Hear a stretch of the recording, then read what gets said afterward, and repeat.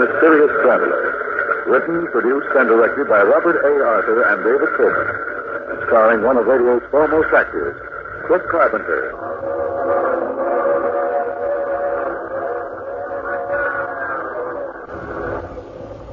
This is the Mysterious Traveler, inviting you to join me on another journey into the realm of the strange and the terrifying. I hope you will enjoy the trip, that it will thrill you a little and chill you a little.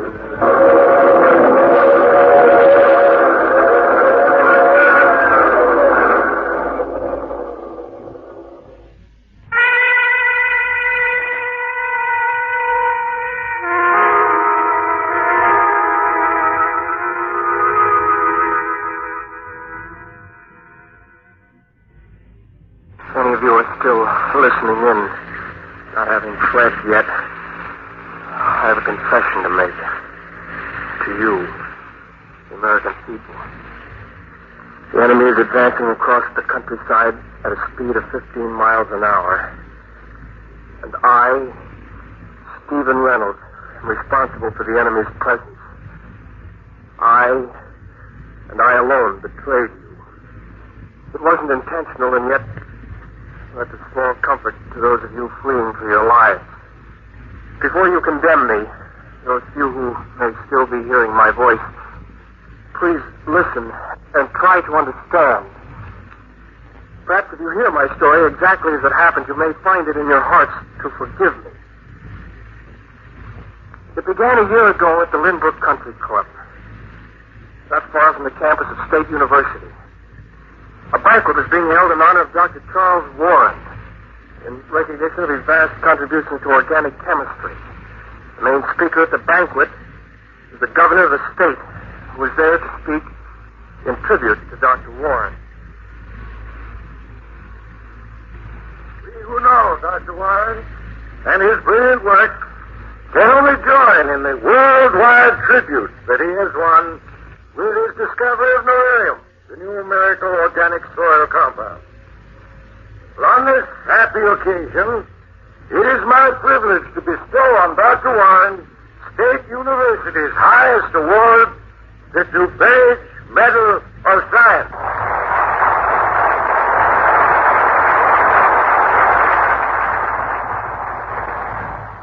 Captain McDonald, ladies and gentlemen, this is indeed a happy moment in my life. For a scientist, there can be no greater reward than in serving his fellow men and bringing knowledge and light where there was none. The discovery of beryllium begins a new era. For with this new organic compound, man is now able to revitalize soil that has been barren for hundreds of years. That the dream has become a reality, I owe largely to those of you who made my research through all these years possible.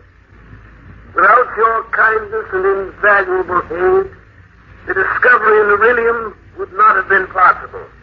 Thank you.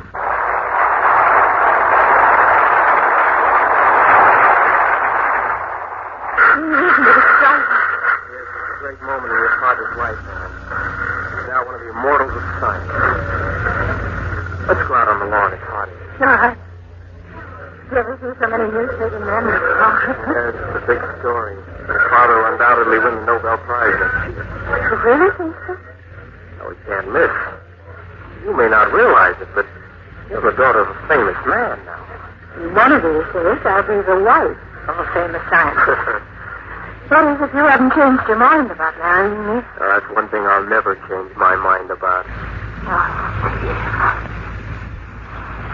I've never been so happy. Nor I.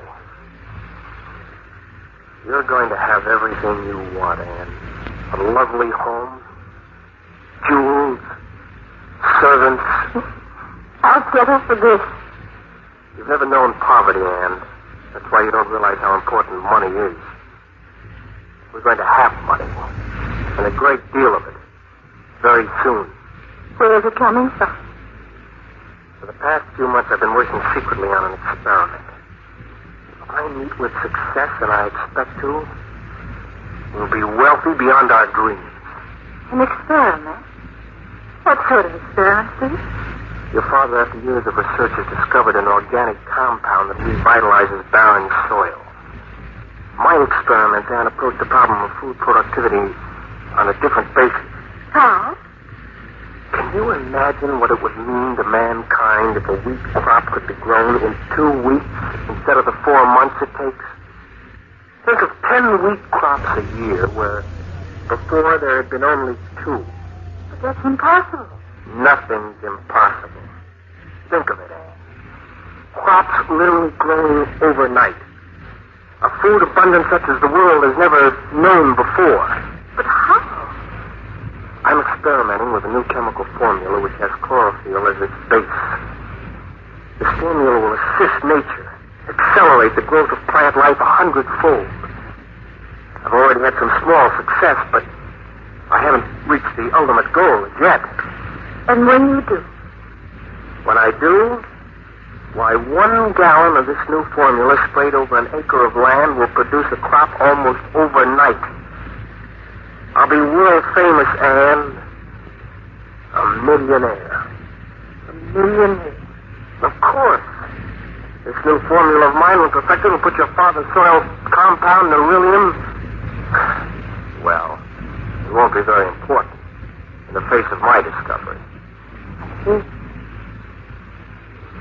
Steve, this experiment, is it important because it'll be a great scientific advance? Or because it'll make you wealthy? Why, I'm working for science and humanity, and you know that. But there's no harm in wanting to be wealthy, is there?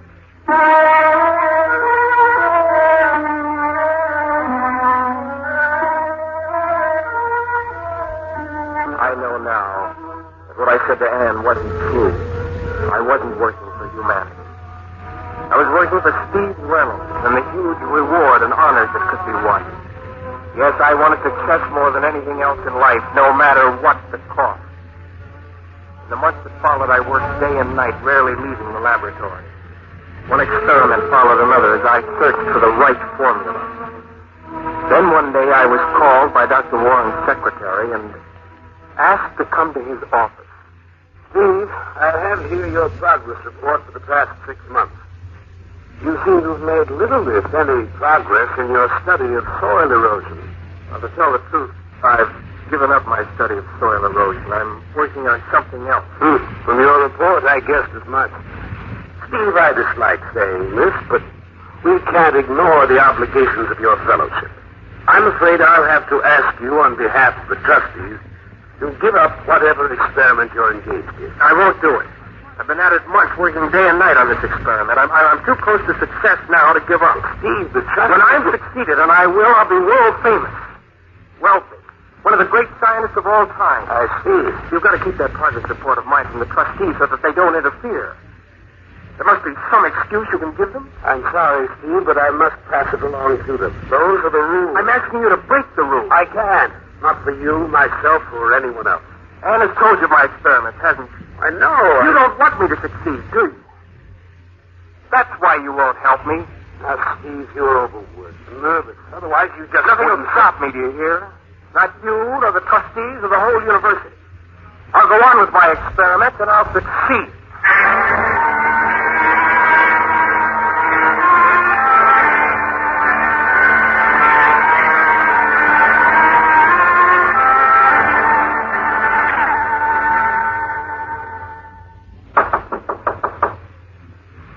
Come in. Steve? Oh, it's you, Anne. What your father told me, you've quarreled and you resigned your fellowship? That's right. I'm clearing my things out of this lab and leaving. Where are you going? I've rented a small farm 20 miles out of town. I'm going to continue my experiments there. Steve, you can't leave the university. Not like this. It'll be a mark against your career. Before I'm finished, your father, the trustees, and the whole university will come to me hat in hand. You treat your father as though he were your enemy. He's no friend. That I can tell you. If he had wanted, he could have withheld that report from the trustees. You're so determined to achieve success that you're blind to everything else. You've lost all sense of perspective. So you're on your father's Yes, side. because he's right. You value fame and money above everything else. And why not? Is there anything else in the world that counts? Steve, you're like a stranger. I think our being married would be a mistake. Perhaps it would. Here's your ring. Bye.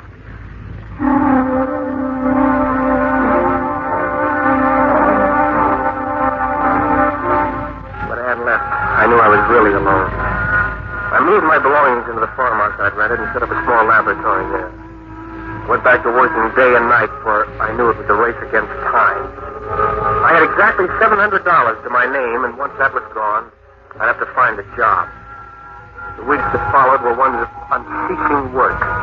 One experiment followed another as I sought that elusive formula which would accelerate growth in plant life 100-fold. In those few moments of rest I took, I would think of Anne. Only my work kept me from going to her and apologize. Just a minute.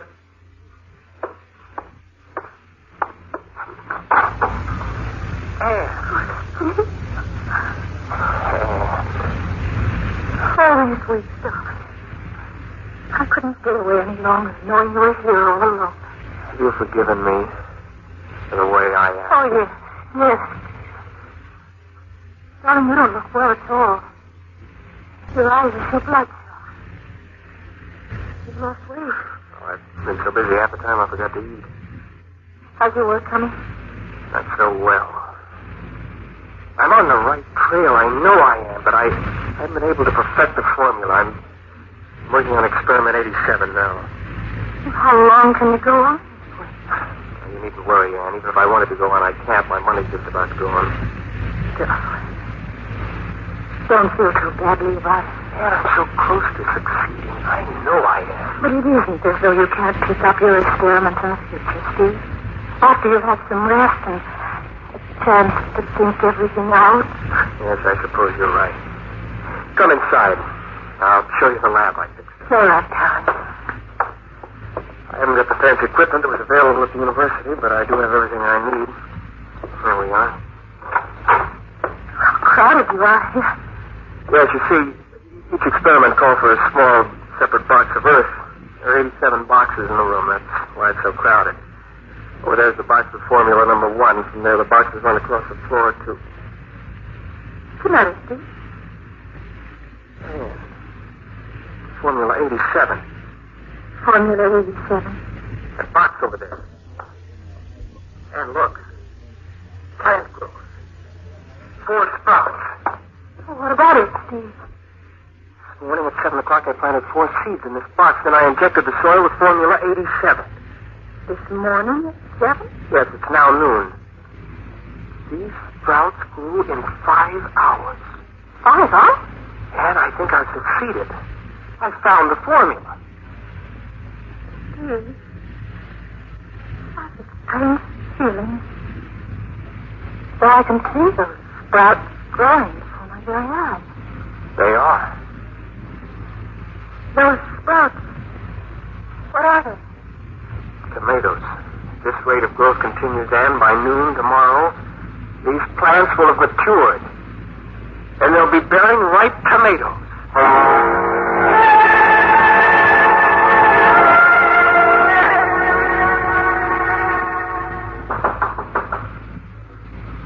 Who is it? It's on, darling. Oh, just a minute. Good morning, Anne. Dr. Warren. Anne told me of your amazing discovery, Steve. I hope you don't mind my coming here with us. Hello, of course not. Come in. I seem to have overslept. What time is it? 9 o'clock. The tomato plant. Come along.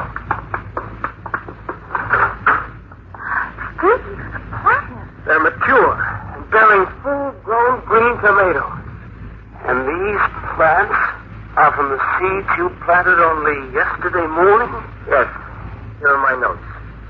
7 a.m., 4 tomato seeds planted. 7:05, 250 cc of Formula 87 injected into the soil. That's incredible. Simply incredible. In a few more hours, those tomatoes will be ripe, ready to be eaten. Just 30 hours after I planted the seeds. Formula 87 will mean the end of famine. Word. My families will be able to grow their own fruits and vegetables almost overnight, using but a few square yards of earth. Yes. Come out into the garden. There should be more to see. More to see? Yes, yesterday afternoon after Ann left, I planted an acre of tomato seeds and sprayed the acre with 5 gallons of Formula 87. Look, Doctor. The acre is completely covered with half-grown tomato plants. By late this afternoon, those plants will have produced a crop of ripe tomatoes. I wonder if you fully realize the implications of your discovery, Steve. It means the end of agricultural life as man has known it these thousands of years. With your discovery, a new era has begun for mankind.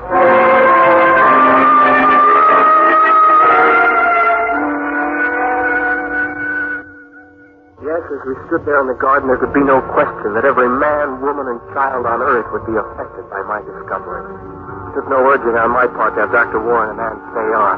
They were too entranced to leave the garden and the plants that were growing before their very eyes. By 4 o'clock that afternoon, there was an acre of completely ripened tomatoes, ready for consumption. Dr. Warren, Ann, and I returned to the house, and I persuaded them to stay overnight. We were all up at dawn, eager to see the plant growth that had taken place during the night. It was Dr. Warren who, as he led us into the garden, made the startling discovery. Steve, look. What is it, Doctor? All I see is an acre of overripe tomatoes. The plant life surrounding the acre. Well, there's nothing but dense overgrowth, Father. Weeds, vines, wild grasses. Look how thick it is. And it's all of 6 feet high. You're right. Yesterday, there was nothing there to speak of. The weeds were just knee-high. Yes, I recall. What does it mean?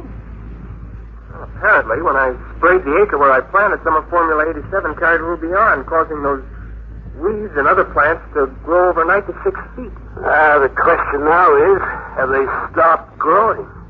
Well, come along. Let's have a look. Thicknesses of those weeds. The other plants are like a jungle growth. A jungle growth. Yes, I was thinking the same. It's difficult to tell from here how far it extends. Well, it can't be more than those few feet where I sprayed beyond the acre. Here we are. So let's walk through it. See how deep it is. All right. The two of you had better follow the path I'm making. It's pretty dense through here. Yes, we're almost 30 feet into this growth. How much further does it extend? I don't know. Can't tell yet. Like the high grass of the African growth. Yes, we've come quite a way now. Can't even see the farmhouse behind us anymore. Steve, you sure we aren't going in circles? It can't extend this far. So we're walking a straight line. I've been following the sun. Dad, how far do you think we've come? Oh, at least 100 yards. Well, the growth is beginning to thin out. I think we've reached the outer fringe of it. Yeah, here's the field. Oh, thank goodness we're out of that. Steve, do you realize how many acres that growth covers? At least 10 acres, and it all sprang up since late yesterday afternoon. What do you make of it, Doctor? This Formula 87 of yours not only accelerates the growth of plant life 100-fold where sprayed, but also affects the surrounding acreage. What is it in Formula 87 that causes it to spread? You must realize, Anne, that in this new formula we're dealing with the unknown. Well, perhaps Steve can explain why it caused such a growth on an additional 10 acres. No, I can't, Doctor. As much a puzzle to me as it is to you. What are you doing, Steve? Following up a few small lots to mark how far the growth extends. As of this moment. As of this moment? Yes, Anne. For even a few minutes we've stood here, the growth is continuing. And it's spreading.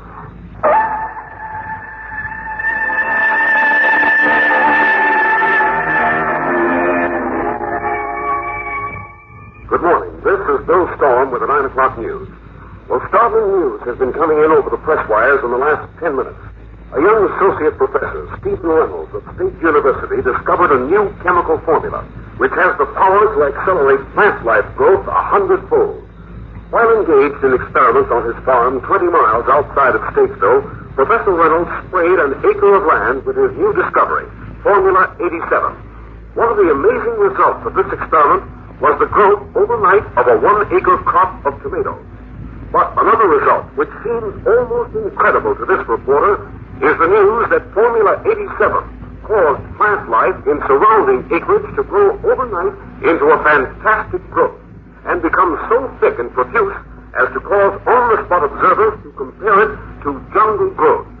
Even more amazing, the growth seems to be spreading in all directions at the rate of 100 acres an hour. Already it has spread over 2,000 acres of land. Agricultural experts and scientists are being rushed to the scene of this phenomenon.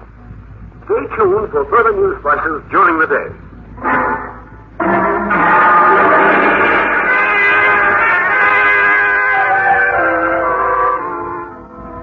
Steve. Yes, Doctor? Did the dynamite give any results? None at all. Oh, here comes the governor. There you are, Dr. Warren. All right, what's the latest word? Now, the growth is now spreading at the rate of a mile an hour in every direction.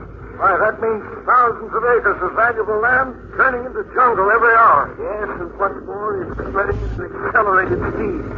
By evening, it'll be spreading at a rate of 3 miles an hour. Haven't you been able to do anything to stop it? Oh, we've tried dynamite fire, all to no avail. I have the best scientific brains in the country working on the problem, but as yet we haven't been able to determine what it is that's causing this wild growth to spread. Young man, this catastrophe is of your doing. Have you any idea as to what is causing this growth to spread in such a frightening manner? I'm not certain, but I think Formula 87 created a new type of pollen. And it's the pollen which is spreading this growth. A new type pollen? Well, what makes you think that, Steve? I just got a report that the growth has crossed the Ardmore River and it's spread to the other bank. The Ardmore River? Well, that's half a mile wide. Yes, and that's why I'm convinced it's a pollen of some sort that's carrying this plant. You're probably right. Well, can't you come up with a new spray? Something that will stop it? We'll do what we can, Governor. We're not losing a minute.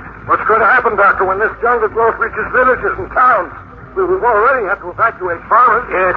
We'll work day and night, Governor, to find the answer to all this. At the fantastic rate it's spreading, I'd better order out our National Guard. And ask for assistance from Washington.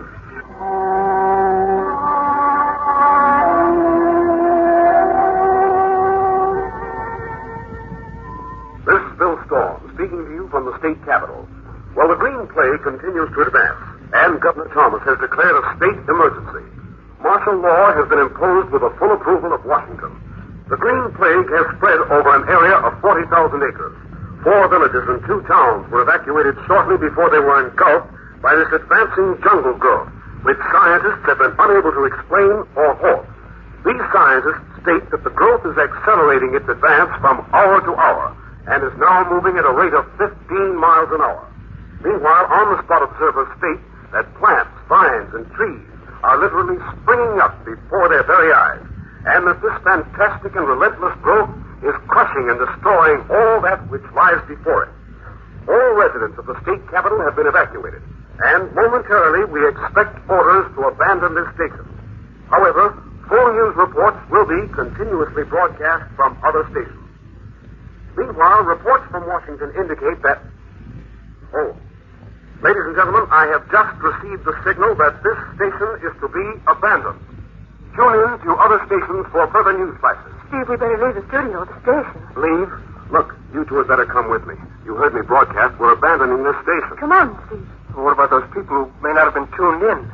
May not know about the green plague? Look, Mr. Reynolds, I've done what I was told to do. I'm not responsible for people who didn't hear my warnings. But I am. What? Oh, you mean because... Yes. Well, we'd better get going. There's no time to discuss this. Is the equipment still on? Yes, why? And you leave it, Mr. Storm. I'll follow later. What are you going to do? Some people may tune into the station, may not know what's happening. I'm going to stay here a while longer, broadcast the warning. Then I'll stay, too. Look, I'm leaving. You'd better make up your minds in a hurry. We'll stay for a while. Okay, if that's the way you want it. So long. Still not too late to change your mind. No. Go ahead, Steve. If any of you are still listening in, this is Stephen Reynolds speaking to you from the state capitol. This is to warn you that a terrible force of nature has been unleashed. I, and I alone, am responsible for what has happened. If that's a small comfort to those of you fleeing for your lives, unable to understand the disaster that was brought about by my experiments. Experiments I was interested in for a personal gain, not for the advancement of science and humanity. Perhaps that's the reason. The green plague. It's reached town. Let's get out of here. Give me your hand.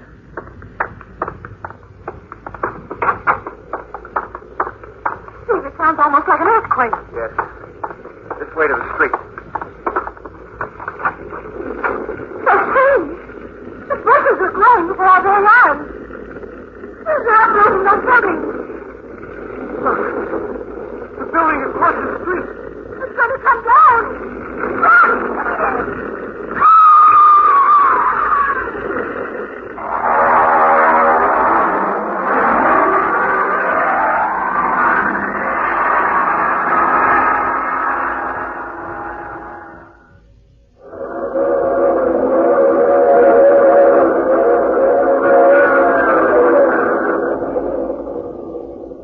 This is the mysterious traveler again.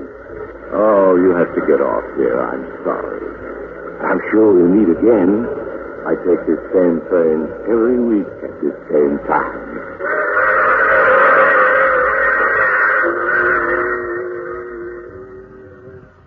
You have just heard The Mysterious Traveler. Now you can enjoy other tense and exciting stories of The Mysterious Traveler in the current issue of The Mysterious Traveler magazine, now available. All characters in our story were fictitious. Any resemblance to actual persons, the name or otherwise, is purely coincidental. Music is under the direction of Emerson Buckley, composed by Richard U. Page. Phil Tonkin speaking. This program came to you from New York.